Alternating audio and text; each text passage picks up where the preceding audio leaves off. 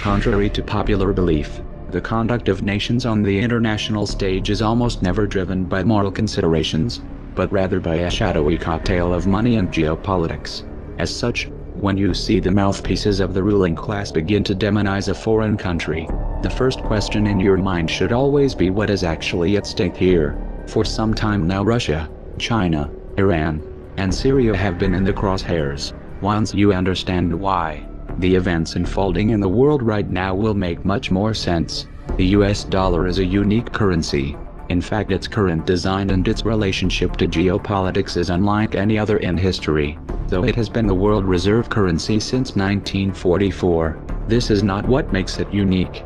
Many currencies have held the reserve status off and on over the centuries. But what makes the dollar unique is the fact that since the early 1970s it has been, with a few notable exceptions, the only currency used to buy and sell oil on the global market. Prior to 1971, the US dollar was bound to the gold standard, at least officially, according to the IMF. By 1966, foreign central banks held $14 billion US dollars. However, the United States had only $3.2 billion in gold allocated to cover foreign holdings. Translation: the Federal Reserve was printing more money than it could actually back. The result was rampant inflation and a general flight from the dollar. In 1971, in what later came to be called the Nixon shock, President Nixon removed the dollar from the gold standard completely. At this point, the dollar became a pure debt-based currency. With debt-based currencies, money is literally loaned into existence.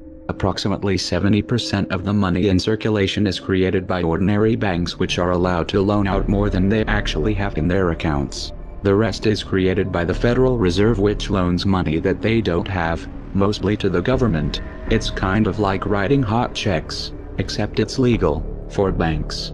This practice, which is referred to as fractional reserve banking, is supposedly regulated by the Federal Reserve, an institution which just happens to be owned and controlled by a conglomerate of banks, and no agency or branch of government regulates the Federal Reserve. Now, to make things even more interesting, these fractional reserve loans have interest attached, but the money to pay that interest doesn't exist in the system. As a result, there is always more total debt than there is money in circulation, and in order to stay afloat, the economy must grow perpetually. This is obviously not sustainable. Now you might be wondering how the dollar has maintained such a dominant position on the world stage for over 40 years if it's really little more than an elaborate Ponzi scheme. Well, this is where the dollar meets geopolitics. In 1973, under the shadow of the artificial OPEC oil crisis, the Nixon administration began secret negotiations with the government of Saudi Arabia to establish what came to be referred to as the petrodollar recycling system. Under the arrangement, the Saudis would only sell their oil in US dollars, and would invest a majority of their excess oil profits into US banks and capital markets. The IMF would then use this money to facilitate loans to oil importers who were having difficulties covering the increase in oil prices. The payments and interest on these loans would of course be denominated in US dollars. This agreement was formalized in the US-Saudi Arabian Joint Commission on Economic Cooperation, put together by Nixon's Secretary of State Henry Kissinger in 1974. Another document released by the Congressional Research Service reveals that these negotiations had a net to them, as U.S. officials were openly discussing the feasibility of seizing oil fields in Saudi Arabia militarily. The system was expanded to include the rest of OPEC by 1975. Though presented as a buffer to the recessionary effects of rising oil prices, this arrangement had a hidden side effect. It removed the traditional restraints on U.S. monetary policy. The Federal Reserve was now free to increase the money supply at will. The ever-increasing demand for oil would prevent a flight from the dollar, while distributing the inflationary consequences across the entire planet. The dollar went from being a gold-backed currency to an oil-backed currency. It also became America's primary export. Did you ever wonder how the U.S. economy has been able to stay afloat while running multi-billion-dollar trade deficits for decades? Did you ever wonder how it is that the U.S. holds such a disproportionate amount of the world's wealth when 70% of the U.S. economy is consumer-based? In the modern era, fossil fuels make the world go round. They have become integrated into every aspect of civilization: agriculture, transportation, plastics, heating, defense and medicine, and demand just keeps growing and growing. As long as the world needs oil, and as long as oil is only sold in US dollars, there will be a demand for dollars, and that demand is what gives the dollar its value. For the United States, this is a great deal. Dollars go out, either as paper or digits in a computer system, and real tangible products and services come in. However, for the rest of the world, it's a very sneaky form of exploitation. Having global trade predominantly in dollars also provides Washington with a powerful financial weapon through sanctions. This is due to the fact that most large-scale dollar transactions are forced to pass through the US. This petrodollar system stood unchallenged until September of 2000, when Saddam Hussein announced his decision to switch Iraq's oil sales off of the dollar to euros. This was a direct attack on the dollar, and easily the most important geopolitical event of the year. But only one article in the Western media even mentioned it. In the same month that Saddam announced he was moving away from the dollar, an organization called the Project for a New American Century, of which Dick Cheney just happened to be a member, released a document entitled Rebuilding America's Defenses Strategy, Forces and Resources for a New Century. This document called for massive increases in U.S. military spending and a much more aggressive foreign policy in order to expand U.S. dominance worldwide. However, the document lamented that achieving these goals would take many years, absent some catastrophic and catalyzing event like a new Pearl Harbor. 1 year later they got it. Writing the emotional reaction to 9/11, the Bush administration was able to invade Afghanistan and Iraq and pass the Patriot Act all without any significant resistance. There were no weapons of mass destruction in Iraq, and this wasn't a question of bad intelligence. This was a cold, calculated lie, and the decision to invade was made in full knowledge of the disaster which would follow. They knew exactly what was going to happen, but in 2003, they did it anyway. Once Iraqi oil fields were under US control, oil sales were immediately switched back to the dollar. Mission accomplished. Soon after the invasion of Iraq, the Bush administration attempted to extend these wars to Iran. Supposedly the Iranian government was working to build a nuclear weapon. After the Iraq fiasco, Washington's credibility was severely damaged. As a result, they were unable to muster international or domestic support for an intervention. Their efforts were further sabotaged by elements within the CIA and Mossad, who came forward to state that Iran had not even made the decision to develop nuclear weapons, much less begin an attempt. However, the demonization campaign against Iran continued even into the Obama administration. Why? Well, might it have something to do with the fact that since 2004 Iran has been in the process of organizing an independent oil bourse? They were building their own oil market, and it wasn't going to be tied to the dollar. The first shipments of oil were sold through this market in July of 2011.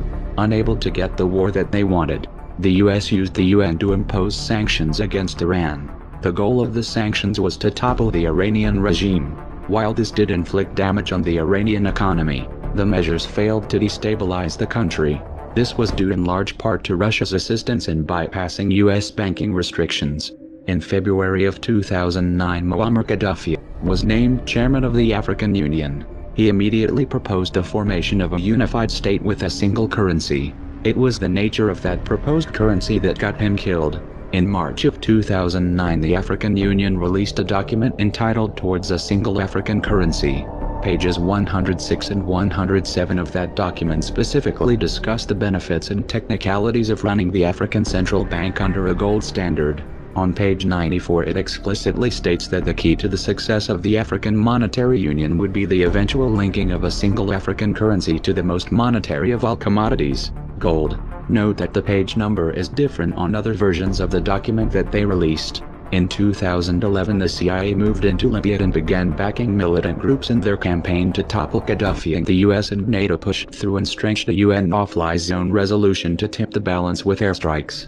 The presence of al-Qaeda extremists among these rebel fighters was swept under the rug. Libya, like Iran and Iraq, had committed the unforgivable crime of challenging the US dollar.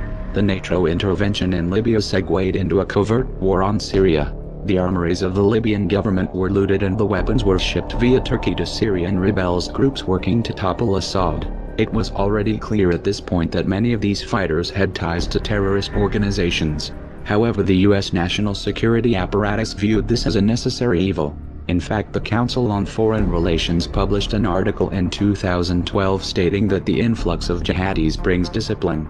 religious fervor, battle experience from Iraq, funding from Sunni sympathizers in the Gulf, and most importantly, deadly results. In short, the FSA needs Al-Qaeda now. Let's be clear here, the US put ISIS in power. In 2013 these same Al-Qaeda-linked Syrian rebels launched 2 sarin gas attacks. This was an attempt to frame Assad and muster international support for military intervention. Fortunately they were exposed by UN and Russian investigators, and the push for airstrikes completely fell apart when Russia stepped in to broker a diplomatic solution. The campaign for regime change in Syria, as in Libya, has been presented in terms of human rights. Obviously this isn't the real motive. In 2009, Qatar put forth a proposal to run a natural gas pipeline through Syria and Turkey to Europe. Assad however rejected this, and in 2011 he forged a pact with Iraq and Iran to run a pipeline eastward, cutting Qatar and Saudi Arabia out of the loop completely. Not surprisingly, Qatar, Saudi Arabia and Turkey have been the most aggressive regional players in the push to topple the Syrian government. But why would this pipeline dispute put Syria in Washington's crosshairs? 3 reasons. 1.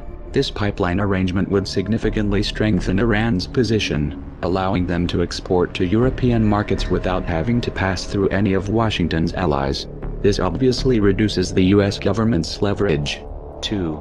Syria is Iran's closest ally. Its collapse would inherently weaken Iran. 3. Syria and Iran have a mutual defense agreement, and a US intervention in Syria could open the door to open conflict with Iran. In February of 2014 this global chess game heated up in a new venue, Ukraine.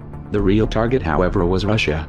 You see, Russia just happens to be the world's 2nd largest oil exporter, and not only have they been a thorn in Washington's side diplomatically, but they also opened an energy bourse in 2008, with sales denominated in rubles and gold. This project had been in the works since 2006. They have also been working with China to pull off of the dollar in all of their bilateral trade. Russia has also been in the process of organizing a Eurasian Economic Union, which includes plans to adopt common currency unit, and which is slated to have its own independent energy market. Ukraine had been presented with a choice: either join the EU under an association agreement or join the Eurasian Union. The EU insisted that this was an either-or proposition. Ukraine couldn't join both. Russia, on the other hand, asserted that joining both posed no issue. President Yanukovych decided to go with Russia. In response, the US national security apparatus did what it does best. They toppled Yanukovych and installed a puppet government. Though this all seemed to be going well at first, the US quickly lost control of the situation. Crimea held a referendum and the people voted overwhelmingly to secede from Ukraine and reunify with Russia. The transition was orderly and peaceful. No one was killed. Yet the West immediately framed the entire event as an act of Russian aggression, and this became the go-to mantra from that point on. Crimea is important geostrategically because of its position in the Black Sea, which allows for the projection of naval power into the Mediterranean. It has also been Russian territory for most of recent history. The US has been pushing for Ukraine's inclusion into NATO for years now. Such a move would place US forces right on Russia's border and could have potentially resulted in Russia losing their naval base in Crimea. This is why Russia immediately accepted the results of the Crimean referendum and quickly consolidated the territory. Meanwhile, in eastern Ukraine, 2 regions declared independence from Kiev and held referendums of their own, the results of which overwhelmingly favored self-rule. Kiev responded to this with what they referred to as anti-terrorist operations. In practice, this was a massive and indiscriminate shelling campaign which killed thousands of civilians. Apparently, killing civilians didn't qualify as aggression to the West. In fact, the IMF explicitly warned the provisional government that their $17 billion loan package could be in danger if they were not able to put down the uprising in eastern Ukraine. While the war against eastern Ukraine was raging, elections were held and Petro Poroshenko was elected president. It turns out that Poroshenko was exposed by a leaked diplomatic cable released by WikiLeaks in 2008 as having worked as a mole for the US State Department since 2006. They referred to him as our Ukraine insider, and much of the cable referred to information that he was providing. A separate cable showed that the US knew Poroshenko was corrupt even at that point. Having a puppet in place, however, hasn't turned out to be enough to give Washington the upper hand in this crisis. What does Washington do when they have no other leverage? They impose sanctions, they demonize and pull a false flag. This isn't a very good strategy when dealing with Russia. In fact, it has already backfired. The sanctions have merely pushed Russia and China into closer cooperation and accelerated Russia's de-dollarization agenda. And in spite of the rhetoric, this has not led to Russia being isolated. The US and NATO have put a wedge between themselves and Russia, but not between Russia and the rest of the world. This new anti-dollar axis goes deeper than economics. These countries understand what's at stake here. This is why in the wake of the Ukrainian crisis, China has proposed a new Eurasian Security Pact which would include Russia and Iran. Consider the implications here as the Obama administration begins bombing in Syria, which also has a mutual defense agreement with Iran. This is leading us straight to World War III. The masses may not have figured it out yet, but history will remember it that way. Alliances are already solidifying and a hot war is underway on multiple fronts. If the provocations and proxy wars continue, it's only a matter of time before the big players confront each other directly, and that is a recipe for disaster. Does all of this sound insane to you? Well, you're right. The people running the world right now are insane, and the public is sleepwalking into a tragedy. If you want to alter the course that we are on, there's only one way to do it. We have to wake up that public. Even the most powerful weapons of war are neutralized if you reach the mind of the man behind the trigger. How do we wake the masses, you ask? Don't wait for someone else to answer that for you. Get creative. Act like your children's and grandchildren's futures depend on it, because they do. We are anonymous. We are legion. We do not forgive. We do not forget. Expect us.